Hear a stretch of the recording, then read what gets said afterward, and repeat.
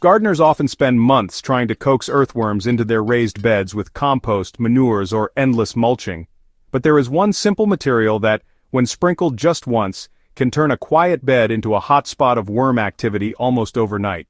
In fact, soil tests show that this method consistently increases worm populations faster than compost alone, and creates soil that feels richer and more alive within weeks. The reason is simple.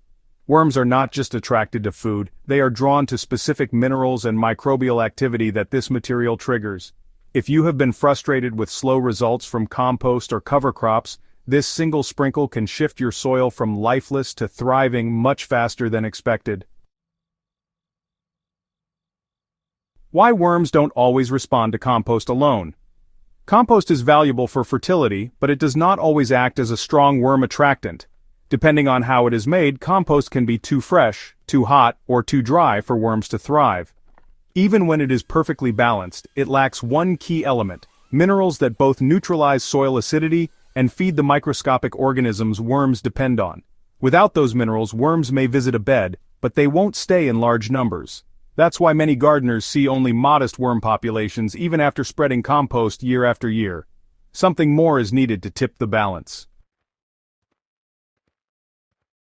The one material that draws worms in quickly. The material that works like magic when sprinkled into raised beds is finely ground rock dust or agricultural lime, applied in moderation. These natural mineral powders are rich in calcium and trace elements that soften acidic soils, balance pH, and unlock nutrients already present in the ground. More importantly, they stimulate bacterial and fungal growth on the soil surface, which becomes a direct food source for worms. Earthworms are highly sensitive to pH levels and prefer slightly neutral conditions.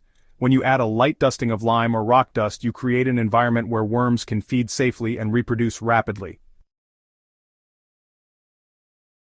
How to use this hack, step by step.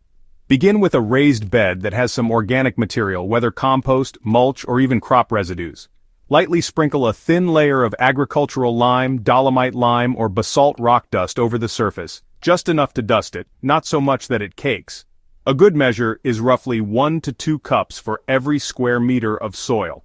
Once applied, water the bed thoroughly so the minerals wash into the top few inches. Then cover the surface with a mulch of leaves, straw, or shredded garden waste to hold in moisture.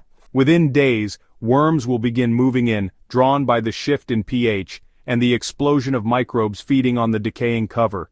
Within weeks, castings will appear, and the soil will feel looser and more sponge-like. So why does this method actually outperform compost when it comes to attracting worms? Well, worms are not just after food, they're really after balance.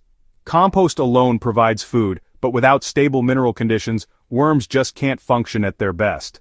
When you add a sprinkle of lime or rock dust, it changes the chemistry of the soil just enough to make it comfortable for large worm populations. As worms eat the decaying mulch, they grind it up in their gizzards along with those fine minerals, which helps them digest everything more efficiently.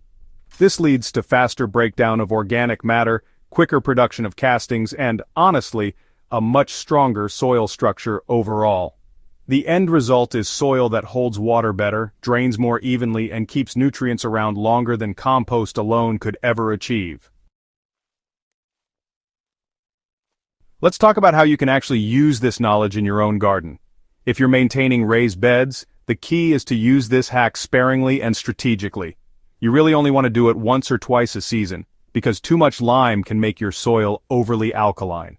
A light sprinkle in the spring, along with a fresh layer of mulch, will set the stage for worms to multiply all through the growing season. In places with heavy rain or naturally acidic soils, another sprinkle in midsummer can help restore balance. And if you're starting new beds on clay or compacted ground, adding rock dust before planting gives worms the mineral grit they need to quickly establish tunnels. For survival gardeners or anyone working with limited resources, you can actually use crushed eggshells that have been dried and ground to a powder as a substitute for lime. It's a homemade version of the same principle. Now, why does this method matter for long-term soil revival? The beauty of this approach is that it doesn't rely on large amounts of inputs. Composting takes time and space, and hauling manure just isn't always practical.